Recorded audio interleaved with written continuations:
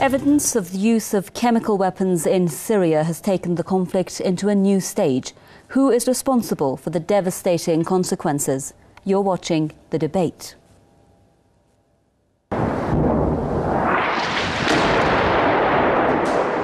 Syrian government forces continue pounding the positions of foreign-backed insurgents. This unverified video purports to show the militants engaged in fierce clashes with the army in another part of Syria. The situation in the Arab country has taken a new turn after a chemical attack near the northern city of Aleppo.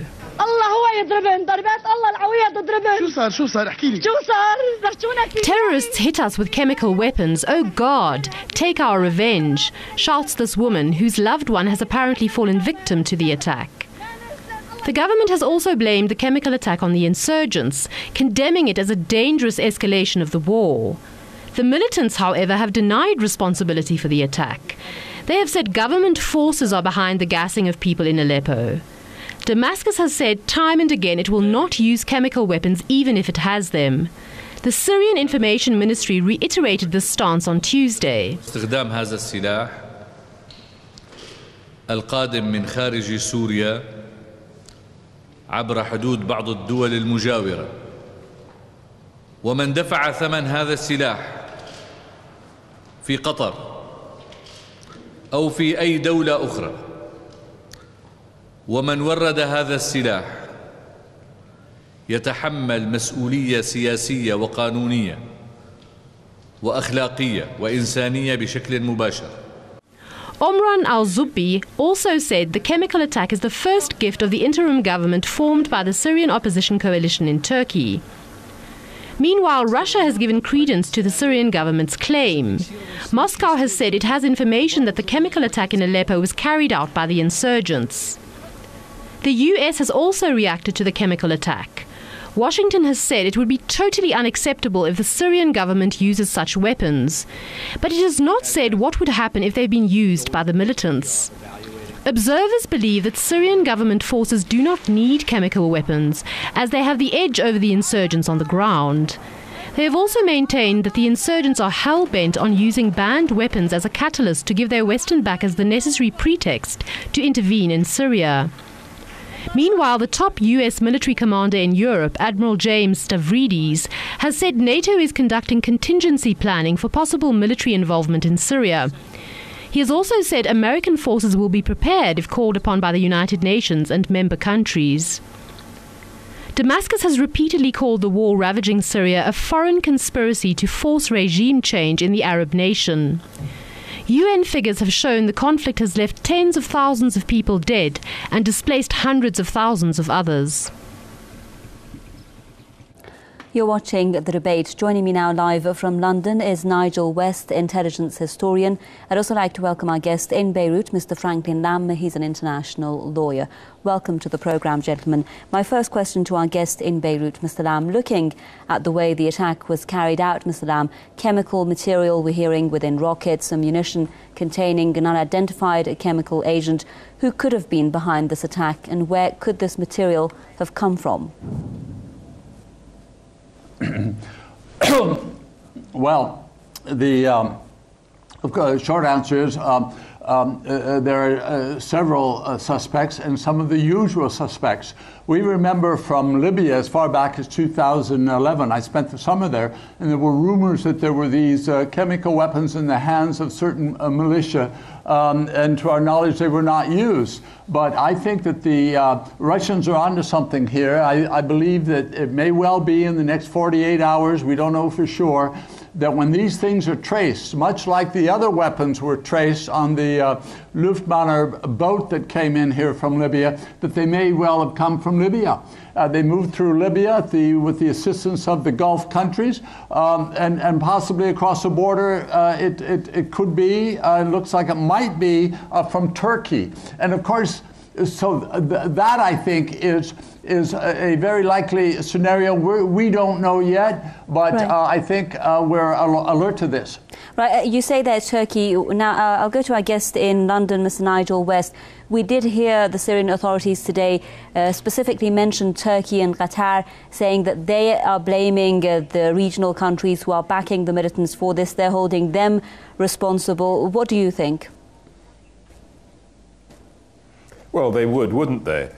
Let's be very clear. These chemical weapons are banned by international convention. They are illegal. The idea that they have in some way been developed and inserted into artillery rounds or into rockets or other delivery systems in Turkey is pretty far-fetched, bearing in mind that the Syrian government has boasted in the past of its stockpiles of chemical weapons. Now, it may well be that some of these weapons have fallen into the hands of the insurgents, and this is part of the danger of retaining these stockpiles of what are weapons that are banned internationally. So you don't think that, as our guest there in Beirut was saying, that these weapons could have entered Syria from abroad, however, as some people are saying from Libya or anywhere else? Very difficult to imagine that these weapons have got themselves from Libya onto a ship, then passed across the Mediterranean, and then been unloaded on a Mediterranean port and taken to Syria and then passed to insurgents. If that is the case, and it seems pretty improbable bearing in mind that there are stockpiles of chemical weapons that have been openly declared by the Syrian government, I mean, why carry those weapons all that distance when they're already there? Right, I don't think you have to be Sherlock Holmes to see who's most likely to be responsible for this. Right, Mr. Lamb, your response? Well, of course, you don't have to be Sherlock Holmes also to know that there's a vast body of international humanitarian law that is being violated in Syria, and that is illegal. It's just not these chemical weapons. But on the public record, the Syrians who have been squeezed on this issue and speculation, they've consistently said that they would never use them even if they had them. Who does this benefit? It doesn't benefit the Syrian government. The danger, of course, is that this is being used and will be used as a pretext to bring in NATO forces. The American spokesman on your program just here had a clip where he said if the Security Council agrees, they're not going to agree. So I think that's the danger, and the evidence and what's rational seems to suggest that somebody is using this to provoke a plan C. Plan A failed, Plan B failed, and maybe a Plan C. So I think we ought to be very watchful and skeptical and trace these weapons. Well, let's put that question to Nigel West now in London. Mr. West, a lot of people have been suggesting that why would the Syrian government be willing to use chemical weapons, because it already knows that by doing so it's going to give good reason for overt military intervention, for some kind of what, I mean, Obama has himself said, we've been hearing Britain, even Israel saying that we are going to get involved militarily if this happens. So why would the Syrian government take this option? Well, first of all, you're assuming that there is a coherent chain of command and control in Syria. It would only take one local commander to panic, and if he has access to the stockpiles of chemical weapons, which have been publicly declared in the past by the Syrian government, we know they exist there, you don't automatically have to assume this is part of some Machiavellian large strategy that has been adopted in Damascus. Secondly, just think about these weapons. These are sometimes unstable gases and other agents that have to be prepared, then placed in artillery rounds, mortar rounds, or the warheads of missiles. This doesn't really smack of the kind of activity undertaken by insurgents who are, in general terms, lightly armed, don't have access to artillery, and certainly, as far as we know, there's no evidence that they've ever fired any of the kind of conventional delivery systems that would be so familiar to us, that are required for this kind of weapon. Well, yeah, go ahead, Mr. Lamb. Well, I would just say that, on the contrary, we know that the Al-Qaeda jihadist types, al-Nusra Front, are very focused on weapons of mass destruction if they can get their hands on them. That's why it's so dangerous. And it may well be that they've opened up a new chapter. Has Al-Qaeda ever used chemical weapons? And so they may, well, but they haven't had a chance. Do you really doubt, sir, that if they had a chance, they would turn them down on some moral political basis and find them inhumane? They'll use anything they can for their political goals. With you. And I think that there's a great danger that they got their hands on some, either from the Gulf or from Libya, and that they're cooking this stuff up. But we don't know yet, but I think we're going to find out. And the question of these kinds of weapons falling into the wrong hands, this has been the subject that the United States we've been speaking about all the time. Mr. West, we've been hearing the US and other European countries say the reason why we're not sending arms, they say, of course, to Syria right now is because they might fall into the wrong hands. So they are admitting there that Al-Qaeda exists, that these militants could use these weapons against the civilian population, aren't they?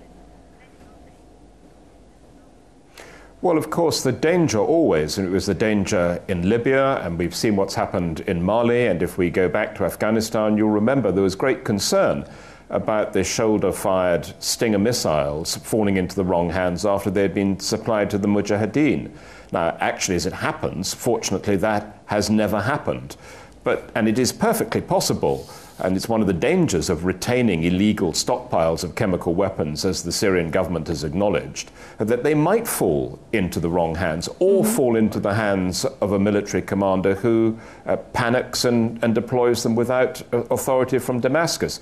Yeah. There are plenty of alternative explanations, and we have to wait, I think, for the forensic examination, which will identify the precise agents used and the delivery systems that have been deployed. Right, and now I'll stay with Mr. West on this. We know, Mr. West, that we had a video posted on the internet some months back showing purported militants experimenting on a rabbit, if you've seen that video, saying that we're going to use chemical weapons against the government of President Assad. Do you think that video says anything about the fact that these insurgents, or even Al-Qaeda-linked insurgents, Al-Nusra Front, could actually be taking that threat into action and actually using chemical weapons? Well, I haven't seen the video that you've described, but to have 3 or 4 or 10 people messing around with these volatile, dangerous chemicals is probably more likely to do more damage to them than to anybody else.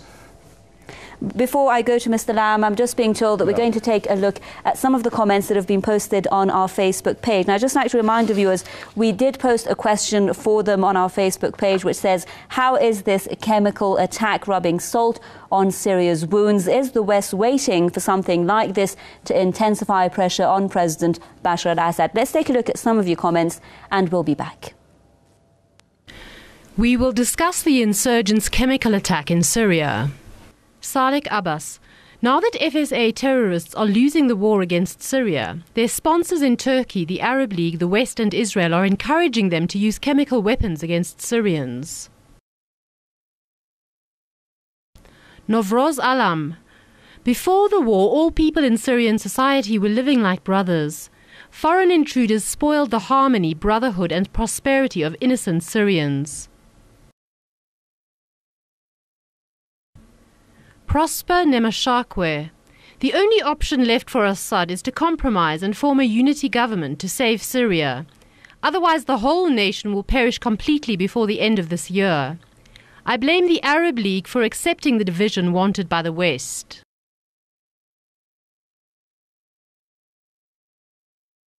Ali. After all the terrorist activities haven't borne any fruit in Syria for more than a year, the West has made this desperate and shameful attempt against innocent Syrian people.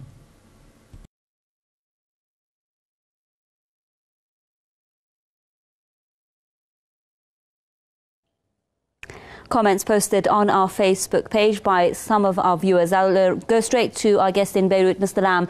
We know, Mr. Lamb, that President Obama had said any use of chemical weapons, I'm quoting here, would be a red line. The UK saying that its calculations would change in any such case. Israel even threatening military action, it said, if such arms were sent via Syria to Hezbollah. So do you think that this issue, the evidence right now of the use of chemical weapons, mean that we're going to see some new stage in the war on Syria? We're going to see military intervention or not? Well, I think starting now, we're already seeing from the neocons, from the Zionist lobby in America, from the types like Lindsey Graham and John McCain, that the Americans have got to act now, finally. I'm a little concerned about the timing of this and the trip of Kerry and soon Obama.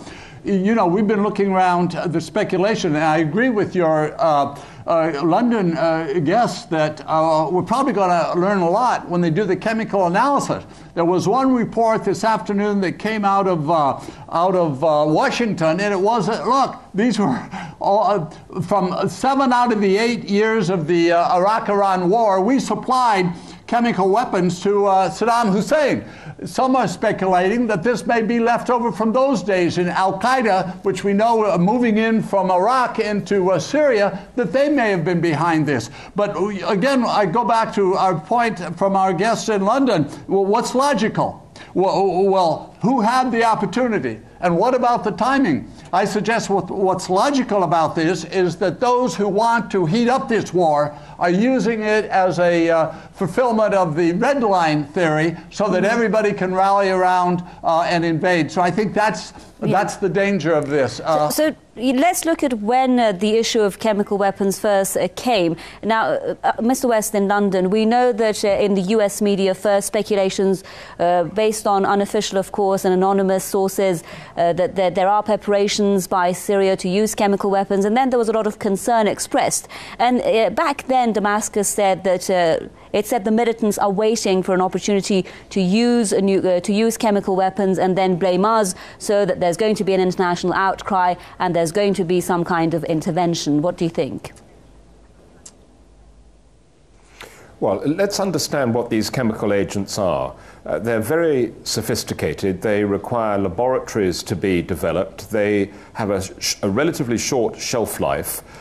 So that means that they couldn't possibly be leftovers or remnants from the Iraq war more than a decade ago. They require continuous support. And we know that the Syrian government has publicly acknowledged in the past that it holds stockpiles of these weapons. So there's not an issue of having to bring them in from foreign countries. The chemical weapons are already there. The issue is who precisely has been responsible for deploying them. I personally don't think that the sort of conspiracy theory interpretation is that the deployment of these chemicals would act as a catalyst and would suddenly persuade Russia to change its mind in the Security Council and authorize some kind of military intervention in Syria. I don't buy that. I don't think anybody does. One single or even a few incidents of this kind wouldn't amount to that kind of pretext that's being described. I think far more likely that this is an isolated incident. Okay, so Mr. Lamb, I guess they're saying that what we describe, the Damascus government's position, is more like a conspiracy theory. Well, I just want to disagree slightly with Mr. West on one point.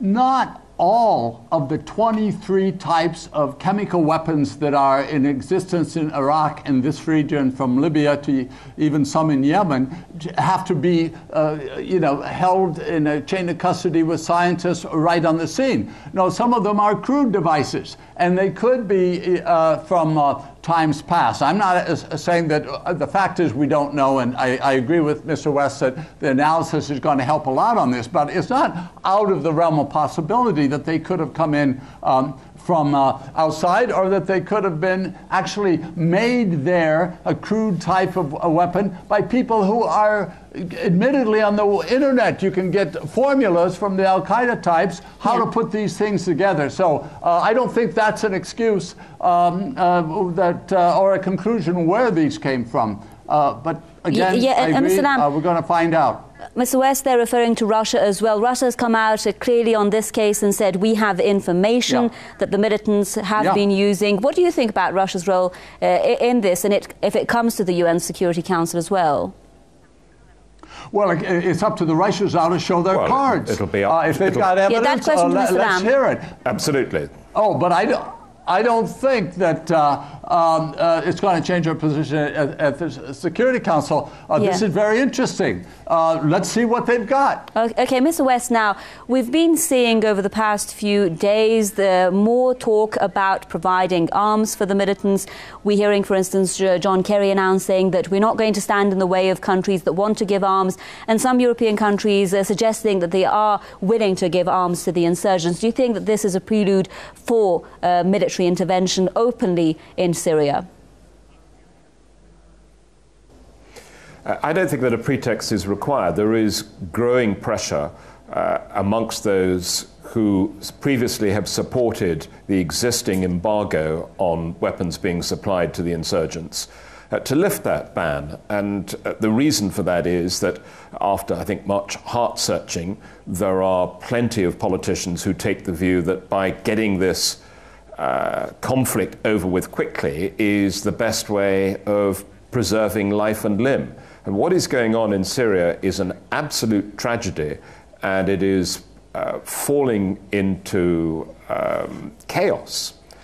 And I think that it will be with a great deal of hand-wringing that there is any kind of military intervention. I frankly don't see it at the moment. But there will be people who take the view that arming the insurgents means that we get rid of the Damascus regime quicker than would otherwise be the case. Moscow has been saying that this development is very dangerous for Syria, that we're entering a new phase of the confrontation. Now, as your concluding remarks, we're running out of time, Mr. Lamb, what do you think will be the consequence of this? Will we see military intervention?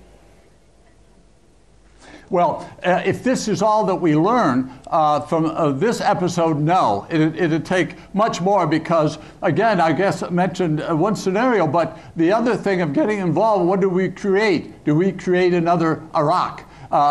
Do we create another Libya? So I don't, no, I don't think this in itself will make the Americans in the West get involved. Mr. Franklin Lamb, international lawyer with us there from Beirut. A big thank you. And thank you to our guest in London, Mr. Nigel West, intelligence historian. Thank you very much for being on the debate. And thank you for staying with us. From me, Homa Leslie, until our next programme, it's goodbye.